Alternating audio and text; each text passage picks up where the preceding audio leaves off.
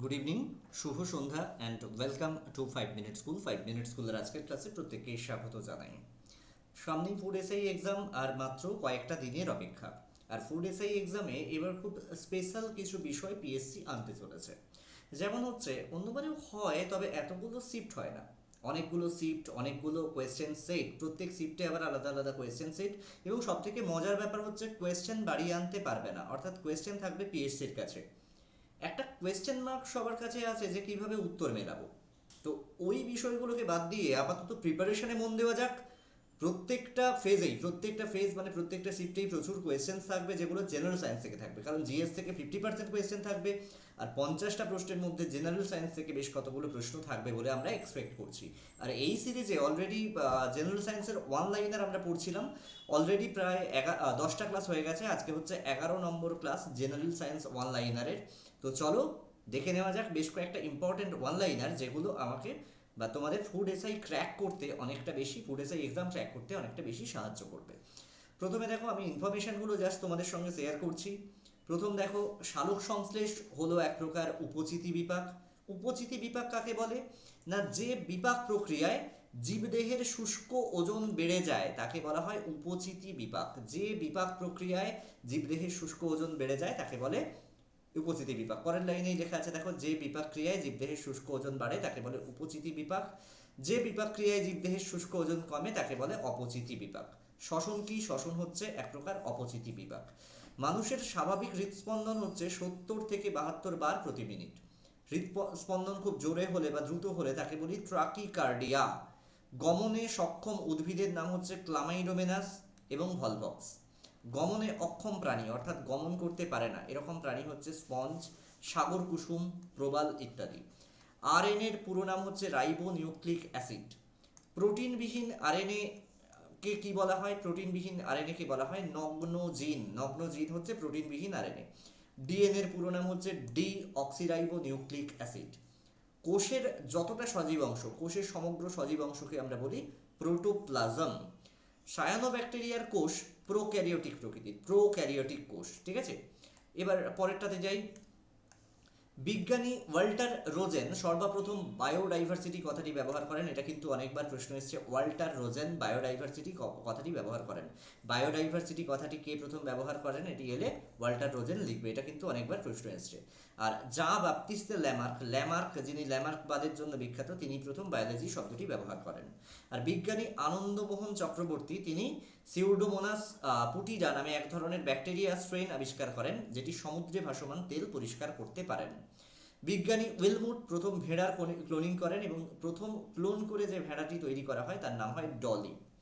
Transgenic জীব হচ্ছে Flavr Savr tomato, golden rice, transgenic mice, ভেড়া, রোজি, রোজি নামের একটি গরু।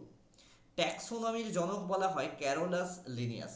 ঠিক আছে, লিনিয়াল ট্যাক্সোনমি বলা হয়, আবার নামকরণ বিদ্যা।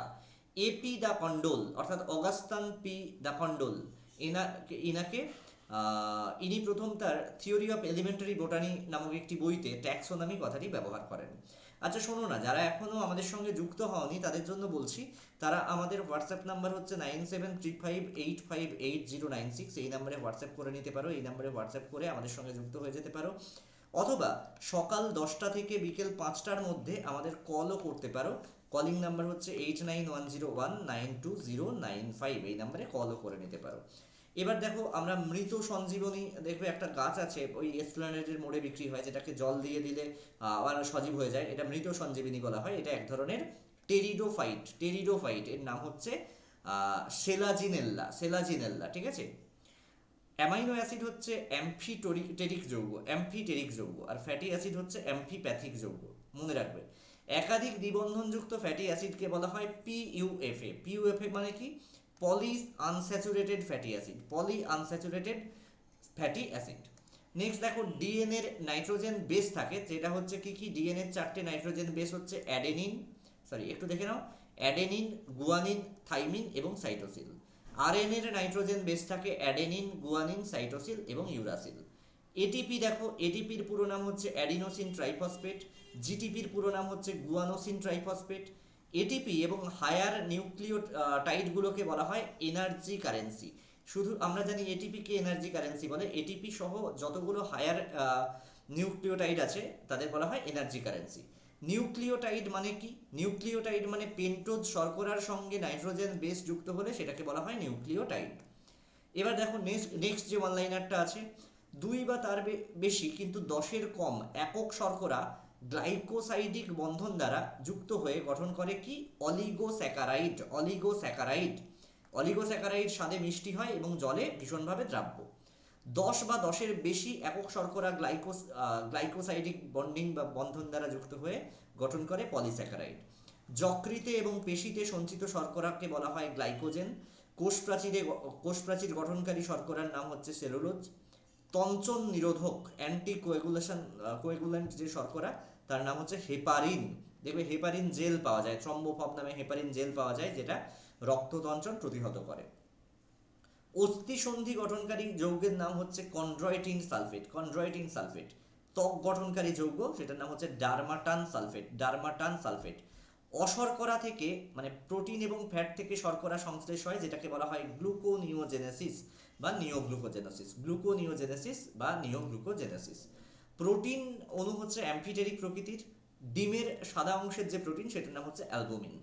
শ্বাসরঞ্জক হচ্ছে হিমোগ্লোবিন, একটা শ্বাসরঞ্জক, তার ধাতব অংশ হচ্ছে লোহা। এখানে হিম থাকে আর গ্লোবিন থাকে। হিম মানে হচ্ছে লোহা আর গ্লোবিন হচ্ছে প্রোটিন অংশ।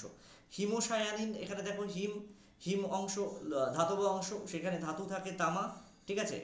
আর চিংড়ি, হিমোসায়ানিন চিংড়ির রক্তে থাকে।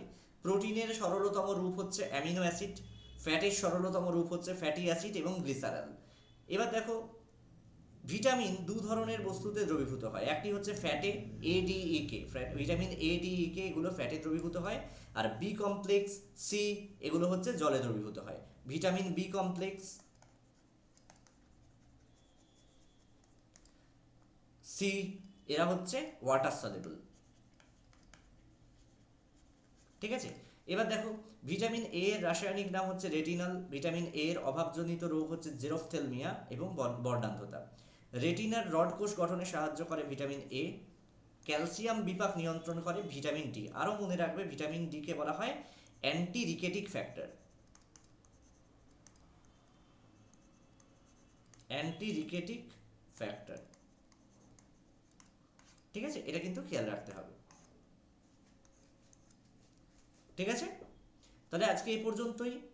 আশা করি ক্লাসটা ভালো লাগলো। যদি ভালো লাগে আমাদের সঙ্গে যুক্ত হয়ে যাও। দেখা হচ্ছে আবার পরের ক্লাসে। প্রত্যেককে ততক্ষণ অনেক ধন্যবাদ। ভালো থেকো প্রত্যেকে।